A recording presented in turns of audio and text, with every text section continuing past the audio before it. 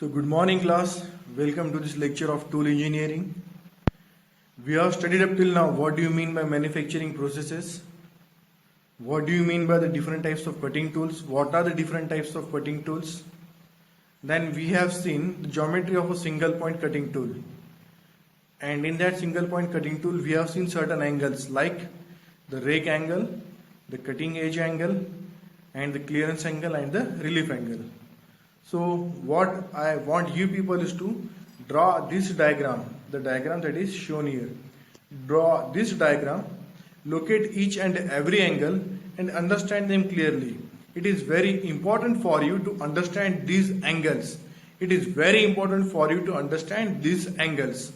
We have seen that what do you mean by the face, what do you mean by shank, what do you mean by flank, which part is called as nose, then where is the back rake angle, where is the side rake angle, where is the cutting edge angle, where is the end cutting edge angle, where is the clearance angle, and so many things. So this is very important for you people to understand. We have discussed them in our last lectures. इसके पहले के lectures में हमने ये सब देखा हुआ है, और यहाँ पे इसी को हमने इसके फ्रंट टॉप और साइड व्यू में यहाँ पर बताया हुआ है. What you can see here is the front view, the top view and the side view. यहाँ पे हमारे क्लियर कट दिखे हुआ है कि फ्रंट व्यू में हमको क्या क्या दिखता है. You can see the end relief angle, the base, flank and the shank in the front view. Top view में आपको फेस, नोज, शैंक और कटिंग एज दिखता, और साइड व्यू में you can see the heel and the rake angle and the relief.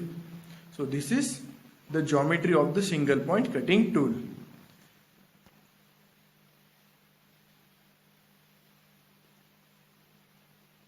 So this is the geometry of the single point cutting tool. This particular view, this is the 3D view. Now this one is the front view. और ये जो है फिर ये था top view and this one is the side view. तो यहाँ पे आप देख सकते हैं different angles. जैसे आपको यहाँ पर ख्याल में आता है कि ये जो particular part है ये nose है, ये आपका side rake है, ये back rake है, ये side relief है and so many things. तो ये सब आपको यहाँ पर clearly दिखाई देगा. ये जो सारे एंगल्स हैं यहाँ पर दिए हुए. शैंक मतलब क्या, फेस मतलब क्या, नोज मतलब क्या एंड सो ऑन. अब उसके बाद में हम लोग देखते हैं टूल सिग्नेचर. टूल सिग्नेचर मतलब क्या होता है बेसिकली कि आप टूल को स्पेसिफाई कैसे करते हैं.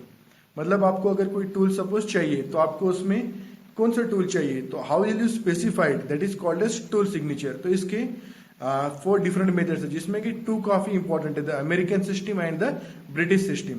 हर जगह पे जनरली यही सिस्टम्स यूज होती है, the American system and the British system. तो इसमें हम लोग क्या करते हैं कि देखो ये जो अमेरिकन सिस्टम है it defines the principles angle like side rake, back rake, nose etcetera without any reference to their locations with regard to the cutting edge. मतलब ये सिस्टम में वो क्या करेगी, वो आपको बताएगी हमें एक ऐसा टूल चाहिए जिसका बैक रे कितना होना चाहिए, साइड रे कितना होना चाहिए, और इसमें वो रेफरेंस टू देयर लोकेशंस, मतलब वो उनका लोकेशन का और कटिंग एज के इस पे कोई संबंध नहीं रहेगा. सेकेंड ये बोलती this system does not give any indication of tool behaviour with regard to the flow of chip during the cutting operation. अब ये सिस्टम में जो चिप फ्लो होगी वो पार्ट हम अभी आगे देखने वाले हैं, what do mean by chip flow, उसका इससे कोई कंसर्न नहीं है. और 3 reference planes adopted for designating different tool angles और similar to those used in conventional machine drawing. तो इसमें जो बेसिकली जो दिया है what we have to understand कि जो अमेरिकन सिस्टम है इसको हम एएसए बोलते हैं या फिर एनसाई भी बोलते हैं, अमेरिकन नेशनल स्टैंडर्ड. तो ये एएसए सिस्टम और ANSI system it is one and the same thing. इसमें इन लोग क्या करते हैं, इसमें इन लोग आपको एंगल्स दे देते. तो here you will see what are the angles given in the American system. जैसे यहाँ पर दिया है, first one is back rake angle, back लिखा है, it is back rake angle. Second one is side rake angle. Third one is end relief angle. Then fourth one is here you can see. This is the first one, back rake angle. This is second, side rake angle. This is third, end relief angle. फिर यहाँ पे fourth है side relief angle. Then fifth it is end cutting angle. Sixth is side cutting edge. And last it is nose, that is 1 mm. तो यहाँ पर ये दिए, तो इसका डिजिग्नेशन ऐसा रहेगा 8, 14, 6, 6, 6, 15 and 1. Here you can see it is 8, 14, 6, 6, 6, 15 and 1. So what do you mean by that, उसका मतलब हुआ कि सबसे पहले जो 8 दिया है वैल्यू वो किसकी वैल्यू है, that is the value of back rake angle. The 8 is back rake angle. फिर 14 दिया है, 14 क्या रहेगा, that 14 is side rake angle, 14 मतलब क्या रहेगा, साइड रेक एंगल। उसके बाद में फिर ये जो दिया है 6, ये 6 क्या रहेगा, एंड रिलीफ एंगल। उसके बाद में जो नेक्स्ट 6 दिया है वो क्या रहेगा, साइड रिलीफ एंगल। उसके बाद का जो 6 दिया है that is and cutting edge angle. उसके बाद में जो दिया है फिर 15 that is side cutting edge angle. और लास्ट जो दिया है 1 that is nose radius, and that nose radius is 1 mm। Nose radius कितना है, 1 mm। So American system how they define the tools, they define the tools in the following angles. That means the tool signature for them will include back rake, side relief, back rake, side rake, end relief, end cutting edge, side cutting edge and nose radius. अभी यहाँ पर आप लोग देख सकते हैं, you can see in this diagram, यहाँ पर हमको दिया है कि ये बैक रेक कौन सा है, फ्रंट साइड रेक कौन सा है, एंड रिलीफ कौन सा है। तो ये सिस्टम लोग क्या करेंगे, ये आपको बताएंगे कि these are the angles we required, ये एंगल्स होना चाहिए। और ये एंगल्स फिर हमको एक ऐसा टूल लेना पड़ेगा जिसमें ये सारे एंगल्स अवेलेबल हो। So next is the British system. British system में क्या होता, ये भी यहाँ पर एंगल्स आपको प्रोवाइड करते हैं, बट ये कौन से एंगल्स प्रोवाइड करते हैं, they provide you the back rake, side rake, end relief, side cutting edge and nose radius. इसमें कौन कौन से एंगल्स आपको मिलेंगे, back rake angle, side rake angle, end relief angle, side relief angle, side cutting edge angle and nose radius. ये सारी चीजें आपको इसमें मिलेंगी। सपोज अगर यहाँ पे दिया रहता था कि ये, अगर सपोज यहाँ पर आपको कुछ ऐसे पैरामीटर्स दिए कि suppose this is 8, then 6, then again 6 and then 1। तो इसका मतलब क्या, ये जो पहला 8 है this is back rake, this is side rake, this 6 is end relief, this is side relief, और ये जो 6 है this is side cutting edge, और ये जो फाइनल 1 mm दिया दैट इज नोज रेडियस। तो यहां पर जो आपको पैरामीटर स्पेसिफाई करेंगे they are back rake, side rake, end relief, side relief, then side cutting edge angle and nose radius. American system में back rake, side rake, end relief, side relief, and उसमें और angles different रहते हैं। इसमें कितने रहते हैं, back rake, side rake, but you can see in both the systems the rake angles are very important. Rake angles हमको बहुत अच्छी तरह से समझना पड़ेगा because they are of very importance. दोनों सिस्टम्स में भी रेक एंगल्स वहां पर डिफाइन करती है। नेक्स्ट है कॉन्टिनेंटल सिस्टम और इंटरनेशनल सिस्टम। तो ये जो कॉन्टिनेंटल सिस्टम है, this system nomenclature system includes German system and Russian system and Czechoslovakian system. The various parameters in this system are specified within reference to the tool reference plane. अब ये जो systems है generally जो systems use होती है they are the British systems and the ANSI systems. International system, it is an internationally adopted system developed recently. It incorporates the salient features of tool nomenclature of different systems in it. International system में क्या करेंगे, जो हमने British system देखा या फिर जो American system देखा वही पर वहां पर रहेगी।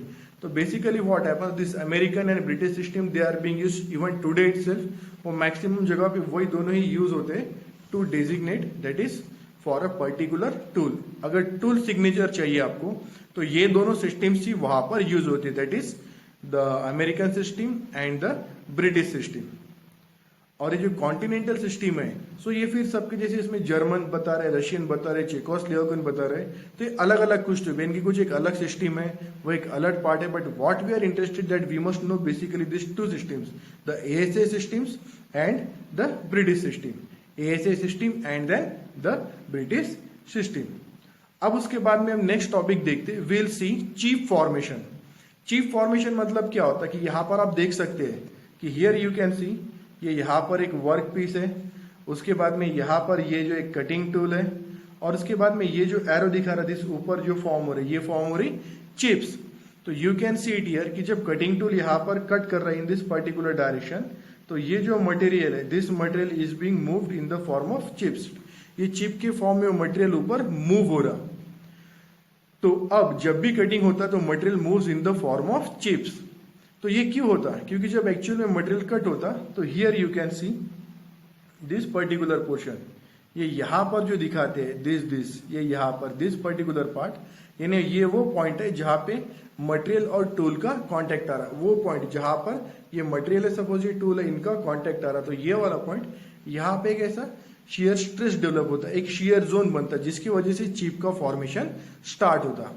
अब यहाँ पे आप देख सकते हैं टूल में, here you can see the angle, clearance angle दिया हुआ है यहाँ पर। उसके बाद में यहाँ पर दिया secondary cutting zone, chip, primary shear zone and so many things. So will see कि मैकेनिक्स ऑफ चिप फॉर्मेशन में हम लोग देखते हैं एक्चुअली क्या होता है।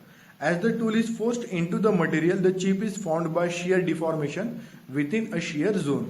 मतलब जब भी यहाँ से टूल ऐसा कट करेगा तो ये जो मटेरियल है वो चिप के शेप में ऊपर फ्लो होना शुरू होगा। क्यों शुरू होगा चिप के फॉर्म में क्यों शुरू होगा ऊपर फ्लो होना? क्योंकि वहां पे शियर डिफॉर्मेशन होगा और एक स्पेसिफिक जोन जैसा बनेगा, दैट इज शियर जोन, जिसको हम प्राइमरी शियर जोन बोलते हैं और इसको हम डिफाइन करते हैं विथ एन एंगल फाई। ये यहाँ पर ये डायग्राम में दिस पर्टिकुलर पार्ट, ये जो स्पेसिफिक पार्ट है इसको हम लोग बोल सकते हैं this is the shear zone. यहां पर जो पार्ट है, this part I will show you here. ये जो पार्ट दिख रहा है यहां पर, दिस वन, ये जहां पर ये कटिंग टूल और ये जो मटेरियल जो दोनों मिलते हैं वहां पर वो जो पोर्शन है वो है शियर जोन। तो वहां पर क्या होगा, शियर मतलब वहां पर उस पर स्ट्रेसेस आएंगे, उसके ऊपर स्ट्रेस इंड्यूस्ड होगा, उसके ऊपर फोर्स इंड्यूस्ड होगा। Because what will happen, cutting tool ऐसा कट करेगा तो it will induced force, it will induce stress, और उसकी वजह से वहां पर शेयरिंग एक्शन की वजह से क्या होगा, चिप ऐसे फ्लो होना शुरू करेंगे। As the tool is forced into the material, the chip is formed by shear deformation within the shear zone referred to as primary shear zone oriented at an angle phi। उसको जो angle रहता है उसके बीच का हम phi बोलते हैं। We are going to see in details again this chip formation basically is based on this we have to get some derivations। Failure of material due to plastic deformation occur at the cutting edge of the tool resulting in separation of chip from the parent material। क्या होता है plastic deformation मतलब एक stage के बाद में that material is not capable to hold that particular part with itself. मतलब वो मटेरियल जो रहता है थोड़े वक्त के बाद में क्या होता है, ये जो पर्टिकुलर फोर्स है इससे हीट जनरेट होता, स्ट्रेस होता वहां पर, तो ये जो फोर्स की वजह से वहां पर प्लास्टिक डिफॉर्मेशन की वजह से मटेरियल फ्लो होना शुरू हो जाता और वहां पे हम बोलते थे मटेरियल फेल्स। दैट मीन्स अगर जो मटेरियल की जितनी स्ट्रेंथ रहेंगी उससे ज्यादा हमको स्ट्रेंथ अप्लाई करने पड़ेगी to cut that particular material. Bulk of mechanical energy of machining is consumed in this zone. The thickness of shear zone is only a few thousandths of an inch. Since it is so thin, we can refer to it as a plane। मतलब जो shear zone है specifically जहां पर ये दोनों joint हो रहे हैं, ये पर्टिकुलर पोर्शन, तो वहां की थिकनेस एकदम कम रहती, बहुत पतला रहेगा, लेकिन वहां पर एक्चुअली डिफॉर्मेशन होगा, वहां पर एक्चुअली शियर स्ट्रेस इंक्रीज होगा, वहां पर एक छोटा सा बेल्ट बनेगा शियर जोन, और प्लास्टिक डिफॉर्मेशन की वजह से वहां से चिप्स फ्लो होना शुरू करेंगी। तो ये एकदम सिंपल और बेसिक मैकेनिज्म है ऑफ चिप फॉर्मेशन। क्योंकि basically there are two types of process, chip forming process and non chip forming process. तो when we comes for cutting of the material, metal removal process, finishing process, machining process, we are talking about the chip formation processes. तो वहां पर क्या होता है, वो जो chip form होती, तो यू कैन सी देयर कि जब मटेरियल टूल और मटेरियल जहां पर आएंगे, मटेरियल के पास टूल आएगा तो वो चिप्स फ्लो होना शुरू होंगी because of stress, because of high force, because of plastic deformation. The failure of material occurs and the chip will start flowing. फिर उसमें चिप्स में अलग अलग टाइप रहते हैं, continuous chips, discontinuous chips and chips with built up edges. So here you can see the first one, that is जो पहला हम लोग देख रहे हैं उसमें हम लोग देख सकते हैं कि ये जो पार्ट है, this one here you can सी, ये जो है ये है कंटिन्यूअस चिप्स। ये कंटिन्यूअस चिप्स में क्या है कि चिप्स एक जैसी दिखते जा रही है आपको। There you can see the chips are continuously moving. जैसे हम लोग पेंसिल को शार्पन करते हैं तो अगर वो जो उसकी चिप्स निकलती है तो दे आर कर्ली, सो वैसे ये चिप्स एक कंटिन्यू फ्लो हो रही, तो they are called as continuous chips. Second जो यहाँ पर आप लोग देखेंगे, दिस वन, ये यहाँ जो दिखा है this one, this is discontinuous chips. इसमें क्या हो रहा है, वो चिप पूरी कंटिन्यू साथ में नहीं आ रही, वो चिप बीच बीच में ब्रेक होगी, मतलब टुकड़े टुकड़े में वो चिप्स बाहर आ रही। और थर्ड पार्ट क्या होता है, that is built up chips. Built up chips मतलब यहाँ पे तो चिप्स निकल रही है लेकिन साथ में कुछ चिप्स, अगर आप गौर से देखेंगे तो यू विल अंडरस्टैंड, ये जो ब्लैक पोर्शन यहाँ पर दिखा है यहाँ पर उसके ऊपर कुछ तो भी वो मटेरियल स्टिक हो रहा, मतलब यहां पर ऐसा हो रहा कि यहां पर वो जो चिप्स है वो टूल के साथ में टूल के साथ में टूल को चिपक रही, तो इसलिए उसको बोला built up chips, built up edges. Built up edges मतलब कुछ तो भी एक एज टूल के ऊपर बिल्ट हो रही, इसलिए उसको बोल रहे हैं बिल्ट अप एजेस। तो these are the 3 different types of chips, continuous chips, discontinuous chips and built up chips. तो अब कौन सी चिप हमको अच्छी है, कौन सी चिप फॉर्म होना चाहिए और कौन सी चिप फॉर्म नहीं होना चाहिए, और उसके लिए वेरियस पैरामीटर्स क्या है कि कटिंग स्पीड कितना होगा, फीड कितना होगा, डेप्थ ऑफ कट कितना होगा। सो लेट अस सी। तो सबसे पहले हम लोग देखते हैं कंटिन्यूअस चिप। कंटिन्यूअस चिप में क्या बोलते हैं, long continuous chip will result when work material is ductile. Ductile और ब्रिटल में ductile malleability, you must be knowing this property. Malleability is a property by which a particular material can be drawn into thin sheets, and ductility is the property by which a particular material can be drawn into wires. So work material is ductile, cutting speed is high. When you are employing higher cutting speeds, you are going to get continuous chips. Small feed and depth of cut, depth of cut और feed कम रहेगी। We'll again see in details what do you mean by feed and depth of cut. तो feed कम है, depth of cut कम है, sharp cutting edge and low tool chip friction. Cutting edge एकदम sharp है, उसके बाद में जो वर्क मटेरियल डक्टाइल है, कटिंग स्पीड बहुत हाई है, फीड और डेप्थ ऑफ कट कम है। डेप्थ मतलब हम कितना मटेरियल रिमूव कर रहे हैं एक स्ट्रोक में, जैसे आप एक स्ट्रोक में 1 mm रिमूव कर रहे हैं, सेकंड स्ट्रोक में 2 mm रिमूव कर रहे हैं एंड सो ऑन। तो वो कम है, मतलब फीड और डेप्थ ऑफ कट कम है, स्पीड आपकी ज्यादा है, और इसके बाद में आपका वर्क मटेरियल डक्टाइल है and you are having a sharp cutting edge, और वहां पर फ्रिक्शन कम रखा है, low tool chip friction. Low tool chip friction that means you have made certain arrangement for reducing the friction. तो यह जो चिप बनती दैट इज कंटिन्यूअस चिप। तो ऐसी कंडीशन में जब भी चिप्स फॉर्म होंगी they will be the continuous chips. And why we are discussing all this, because this continuous chips, जो प्रोसेस में कंटिन्यूअस चिप्स फॉर्म होती, so that is important in case of good surface finish. वो उसको एक अच्छा process माना जाता है कि उसमें गुड सरफेस फिनिश हमको मिलती है, and that is an optimum cutting process. In majority things you can say that continuous chips, क्योंकि अगर चिप्स बीच में ब्रेक होती, टूटती, तो जो ऑपरेटर उसके वर्क कर रहा वहां पर उसके आंखों पे उड़ सकती, आंख पे उड़ सकती, साइड में फैल सकती, और कई सारे इश्यूज हो सकते। So what we say that continuous chips are the desirable chips.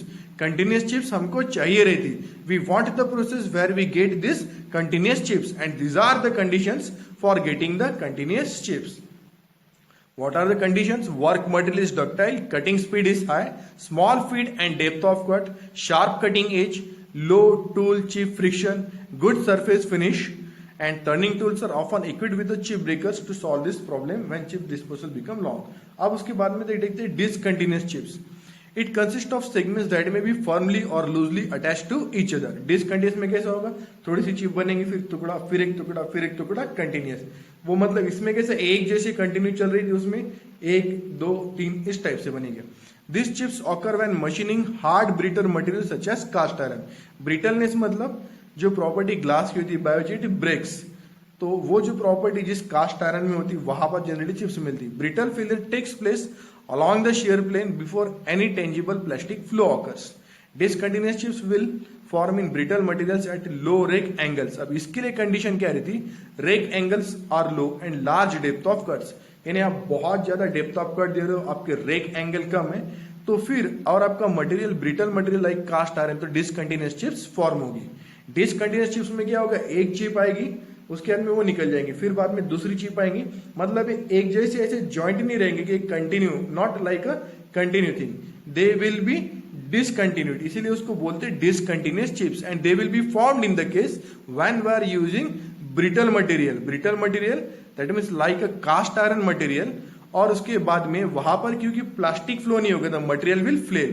Plastic flow में क्या होता है, एक जैसी चिप्स कंटिन्यू यहां से कट होके निकलते चले जा रही, लेकिन यहां पर ब्रिटल क्या हो रहा, मतलब मटेरियल यहां पे टूट रहा, फिर टूटते चले जा रहा, फिर टूटते चले रहा, फेल होते चले जा रहा, तो उसके टुकड़े टुकड़े जब जब जब जब ऐसे टुकड़े टुकड़े निकलते चले जाएंगे। और यहां पे हमने देखा कि this will be found with large depth of cuts and low rake angle. This discontinuous chip consists of segments that may be firmly or loosely attached to each other. These chips occur when machining hard and brittle materials such as cast iron, and brittle failure takes place along the shear plane before any tangible plastic flow occurs, and discontinuous chips will be formed in brittle materials at low rake angles. तो ये सब था discontinuous. उसके बाद में अब देखेंगे हम continuous chips with built up edges. Continuous chips with built up edges. So what do you mean by continuous chips with built up edges? तो यहां पर क्या होगा, हियर यू कैन सी, यहां पर एक चीज होगी बिल्ट अप एजेस में। What will happen in built up edge, कि बिल्ट अप एज में यहां पर ये जो आपको व्हाइट पोर्शन दिख रहा है छोटा सा टूल के ऊपर, अब ध्यान से देखो, ये जो कटिंग टूल है, this is the cutting tool. ये जो टूल है, तो ये टूल के ऊपर यहां पर एक जो व्हाइट पोर्शन दिख रहा है, इसका मतलब क्या हो गया, उसके ऊपर जो मटेरियल था, जो मटेरियल रिमूव हो रहा था, वो मटेरियल जो रिमूव हो रहा था वो टूल पे आकर चिपक जा रहा वहां पर। और चिप्स कैसे, चिप्स तो कंटिन्यू है, लेकिन ये टूल पर आकर मटेरियल जमा होते चले जा रहा। तो अगर ये टूल पे आकर मटेरियल जमा होते चले जा रहा, तो is it good? No, it is not good, because what will happen कि आपका जो टूल है उस पर अगर मटेरियल जमा होते चले गया तो it will lose its capacity, it will lose its keenness, it will lose its sharpness, it will lose its cutting edge. वो कटिंग एज टेम्पर होना वहां पर शुरू हो जाएंगे। सो this is not desirable. When the friction between the tool and the chip is high, friction between the tool and the chip is high. अब friction कब high रह सकता? जब आप बहुत बड़ा डेप्थ आप कट ले रहे हो। Likewise machining ductile material, some particles of chip adhere to the tool rake face near the tool tip. When such sizable material piles upon the rake face, the chips formed are called as continuous chips with built up edges.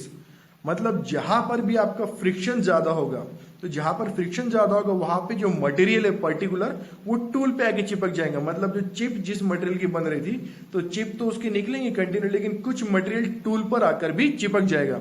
तो उसको हम लोग बोलेंगे built up as, क्योंकि ये suppose अगर tool है, इसके ऊपर यहां पर कुछ एक मटेरियल आ गया, तो मतलब उसमें एडिशनल कुछ तो भी बिल्ट हो गया, इसलिए उसको हम लोग बोलते हैं built up edge, continuous with built up edge. और एक कब हमको मिलती है? वाइल मशीनिंग डक्टाइल मटेरियल्स, क्योंकि अगर हम ब्रिटल मटेरियल को जब मशीनिंग करेंगे लाइक कास्ट आयरन, तो उसके टुकड़े टुकड़े हो जाएंगे, हमको कंटिन्यू चिप्स मिलना ही नहीं है उस केस में। लेकिन यहां पर हमको कंटिन्यूअस चिप्स मिल रही, तो ये केस में क्या होगा, हमको बिल्ट अप एज मिलेगी, that is built up edge. अब ये कब होगा? जब फ्रिक्शन काफी ज्यादा हो, क्योंकि ज्यादा फ्रिक्शन होने से क्या होगा, फ्रिक्शन टूल और चिप में काफी ज्यादा होगा, तो जो मटेरियल का प्लास्टिक फ्लो होने के साथ साथ वो प्लास्टिक फ्लो से फ्लो तो होगा ऊपर, लेकिन साथ में because of high temperature it will get built on the particular tool, मतलब वो टूल पे आकर भी चिपकना शुरू होगा। अब ये कब मिलता? जब डक्टाइल मटेरियल्स रहते, low to medium cutting speed रहती, टूल चिप फ्रिक्शन हमने पहले देखे थे। कंटिन्यूअस चिप्स में क्या होता, टूल चिप फ्रिक्शन लेस रहता, we reduce the tool chip friction. अब टूल चिप फ्रिक्शन हम लोग कैसे अवॉइड कर सकते? By the use of lubricant, कि जैसे सपोज यहां पर कटिंग शुरू है तो उस पर हमारा कंटिन्यूअसली लुब्रिकेशन शुरू है, तो by that you can avoid this friction. लेकिन यहां पर हम बता रहे कि जहां पे कंटिन्यूअस चिप्स मिल रहे लेकिन फ्रिक्शन ज्यादा है, and even you are using the ductile material, then there is possibility that you are going to get the continuous chips with built up edges. Tool chip friction built up edge forms then breaks off cyclically, वो break होते चले जाती, लेकिन क्या होगा कि उससे tool खराब होना शुरू होता, क्योंकि टूल की जो एजेस है, टूल का जो मटेरियल है वो खराब होना शुरू हो जाता है, क्योंकि उस पे एजेस फॉर्म होना शुरू होती है, उसकी शार्पनेस, उसकी कीननेस, उसकी cutting capability, it changes, everything changes in the tool and with the. और जैसे क्या होगा, फिर अगर ऐसा टूल पे कंटिन्यू चलता रहा तो ये टूल थोड़ा जल्दी जनरली फेल होगा। तो that is the continuous chips with built up edge.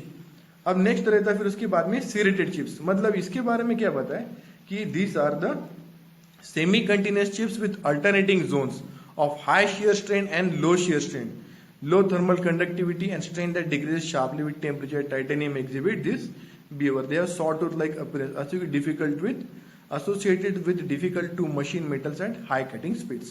अब यहाँ पर आप देख सकते हैं, here you can see ये जो चिप दिखा रहे, this one, this one, this one, this one, ऐसे टुकड़े टुकड़े में बने हुए। कैसे बने हुए? टुकड़े टुकड़े में, मतलब ये कंटिन्यू नहीं है, ये ब्रेक हुआ फिर ब्रेक हुआ फिर ब्रेक हुआ। अब इसमें शियर जोन की अल्टरनेटिंग हाई और लो शियर स्ट्रेन जोन रहती है, मतलब कैसा होगा, एक बड़ा टुकड़ा बना, फिर छोटा बना, फिर बड़ा बना, फिर बड़ा बना, फिर छोटा बना। और ये सब जो चिप फॉर्म हो रही है, क्यों फॉर्म हो रही? क्योंकि हमने देखा था जहां पे टूल और मटेरियल सपोज कांटेक्ट में आते हैं एट दिस पर्टिकुलर पॉइंट, वहां पे स्ट्रेस इंड्यूस्ड होता, वहां पे फोर्स इंड्यूस्ड होता, वहां पे टेम्परेचर इंक्रीज होते और वहां पर एक शियर जोन बनता। शियर जोन मतलब वो जो सबसे मेन कांटेक्ट में पर्टिकुलर वो उतना पट्टा वो बनता शियर जोन, और प्लास्टिक डिफॉर्मेशन की वजह से शीट ये जो चिप्स है वो फ्लो होना शुरू होती। तो ये जो शेयर जोन है इसमें क्या होता है, सीरेटेड चिप्स में कई बार ऐसा होता कि कई चिप्स के टाइम में वो हायर स्ट्रेन स्ट्रेन से निकलती और कहीं पे तो भी लोअर शेयर स्ट्रेन रहता, उस पर बिल्डअप रहता। तो ये होगी सीरेटेड चिप्स। और ये कहां पर, तो जनरली उस मेटल्स में जिनका थर्मल कंडक्टिविटी लेस है एंड स्ट्रेंथ दैट डिक्रीजेस, और उनका स्ट्रेंथ जो है टेम्परेचर के साथ कम होता है, जैसे टाइटेनियम। ये एग्जिबिट दिस बिहेवियर। और ये है सॉ टूथ लाइक अफिनेस रहता है इनका। और ये जो रहते हैं ये बहुत डिफिकल्ट रहते हैं मशीनिंग के लिए metals at high cutting speed. मतलब अगर आपकी कटिंग स्पीड ज्यादा है तो आपको सीरेटेड जो चिप्स है, ये जो मटेरियल है टाइटेनियम, ये आप कट नहीं कर पाओगे। एक सिंपल चीज याद रखना, जितना आपका मटेरियल डक्टाइल ज्यादा रहेगा उतना आपका कटिंग स्पीड आप हाई रख सकते हो, उतना आप डेप्थ ऑफ कट भी हाई रख सकते हो। लेकिन आपको ख्याल रखना पड़ेगा कि आपको जो है वहां पे लुब्रिकेशन प्रॉपर करना पड़ेगा, क्योंकि हमने देखा था अगर आपका मटेरियल डक्टाइल है और आप उसके डक्टाइल मटेरियल के साथ में you are using high speeds, then still you have to maintain the low tool chip friction. Tool chip का जो फ्रिक्शन है वो आपको कम रखना पड़ेगा। अगर आप टूल चिप का फ्रिक्शन कम रखोगे तभी वहां पर आपको कंटिन्यूस चिप्स मिलेगी, नहीं तो अगर वो फ्रिक्शन हाई रहा तो आपको मिलेंगे डिसकंटिन्यूस चिप्स। अगर ब्रिटल मटेरियल रहा तो आपको मिलेंगे डिसकंटिन्यूस चिप्स। अगर डक्टाइल मटेरियल लेकिन फ्रिक्शन टूल और चिप के बीच का हाई है तो आपको मिलेंगी chips with built up edges. और फिर जो ऐसे मटेरियल है जिनका थर्मल कंडक्टिविटी लेस है, तो वैसे serrated chips they are generally the part of built up edges. Serrated chips को भी वो उसी का एक पार्ट बोला जाता है। जनरली जो हमने डिसकंटिन्यूस चिप्स बोले, they one and the same thing. In some books you will only get this three kinds of chips, that is continuous, discontinuous and discontinuous with built up edges. In some books you will get this serrated chips. So even you describe these serrated chips or you do not describe, but if you describe discontinuous then their particular portion ये serrated chips और discontinuous chips में वहां पर include हो जाता। serrated chips भी आपने नहीं बताया तो discontinuous chips आपने बताया तो serrated chips समझना उसके अंदर वो include हो गई है। अब उसके बाद में एक नेक्स्ट पार्ट रहता है चिप ब्रेकर्स। अब हमने देखा ये चिप्स तो कंटिन्यू बनते चले जा रहे, लेकिन इससे क्या होगा कि adverse effect of coiled chips on machining lead to poor surface finish, chip gets cut, the rotating workpiece और tool, it may be hazardous to operation, large and continuous coil is allowed to be formed, it may engage the entire machine and even the workpiece, very large coils offer a lot of difficulty in their removal। अब देखो, अब हम लोग क्या कर सकते हैं कि हमको कंटिन्यूस चिप्स कब फॉर्म होगी, जब आपकी कटिंग कंडीशन सही होगी तब कंटिन्यूस चिप्स फॉर्म होगी एंड दैट इज डिजायरेबल। कि yes, if the chips are continuous that means that is desirable, कि जब वहां पर कटिंग चिप्स फॉर्म होगी। सो व्हाट विल डू कि टूल ब्रेकर्स एग्जैक्टली क्या होता, वो क्या करता, चिप्स जो बनती है उसको ब्रेक करना स्टार्ट करता। तो ब्रेक करना स्टार्ट करता मतलब ये समझो चिप बनती है, उसके बीच में अपन ने कुछ अड़थड़ा लगा दिया तो चिप क्या होंगी, ब्रेक होना शुरू हो जाएगी। और चिप हमको ब्रेक करना जरूरी क्यों है, क्योंकि अगर कंटिन्यूस कर्ल्स या चिप्स बनती चली जाएगी तो हो सकता पूरा जो वर्क टेबल है उसके ऊपर फैल जाए, वो बीच में से टूट वूट के ऐसा ऑपरेटर के आंख पर उड़ सकती है, या फिर वो पूरे टेबल पे फैलेंगी तो ऑपरेटर के लिए और मशीनिंग के लिए वो मुश्किल हो जाएगा, वो हैजार्डस हो सकता।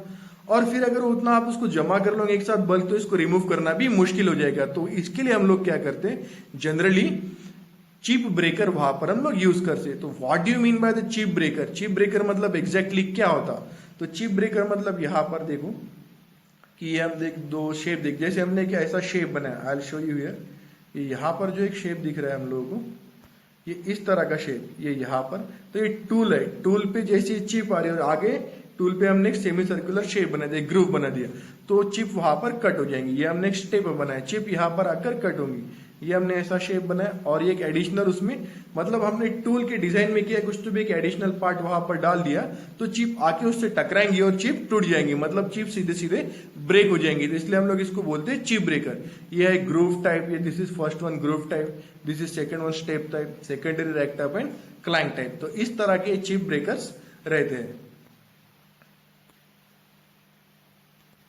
Okay.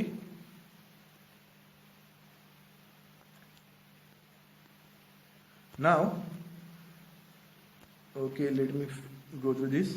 By control of tool geometry by obstruction method. तो आप लोग ये चिप ब्रेकर एक इंट्रोड्यूस कर सकते हो, लेकिन कुछ ऐसे जॉब है जिसमें अगर आपने back rake side rake properly लिया तो आप स्पीड वैसे ही कंट्रोल कर सकते हो, या फिर आपको चिप ब्रेकर जैसा कुछ तो भी उसमें ऐड करना पड़ेगा। चिप ब्रेकर मतलब सिंपल है, सपोज ऐसी ऐसी कॉइल निकलते चले रहे, आपने उसको कट कर दिया, तो कट कैसे होगा, टूल में कुछ तो भी एडिशनल डाल के। नाउ विल स्टॉप हियर इसके बाद में हम कुछ देखेंगे, will see in the next lecture, but I suggest you people to understand the tool geometry, to see the video twice thrice and try to understand the concept. ये कुछ तो भी एक नया कंसेप्ट है आप सब लोगों के लिए, टूल इंजीनियरिंग। ये ऐसा कुछ खास रिलेवेंट नहीं है जो अब तक हमने पढ़ा हुआ है। अब तक जो हमने खास पढ़ा है ना, तो टूल के बारे में शायद हमने कुछ ऐसा खास स्टडी किया हुआ नहीं है। हाँ, MP2 में हमने टूल जरूर देखा होगा। तो आपको क्या करना है, आपको ये अच्छे से समझना है, डायग्राम्स ड्रॉ करना है, पूरे एंगल समझना है, और ये वीडियो को 1, 2 या 3 बार तो आपको मिनिमम देखना पड़ेगा, ताकि जो कुछ भी हमने यहाँ पर डिस्कस किया था वो आपके समझ में आ जाए। Because this subject is something where you need to concentrate in the beginning. एक बार आपको स्टार्टिंग में इसका ग्रिप आ गया तो then that is very easy thing.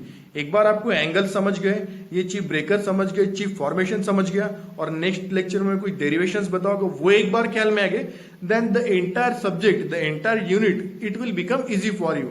So I again request you people कि ये वीडियो को 1-2 बार देखे, ड्रॉ करके देखे और फिर समझे, क्योंकि सिर्फ वीडियो देख के एक बार सुनने से आपको समझ जाएगी इसकी पॉसिबिलिटी बहुत ज्यादा नहीं है।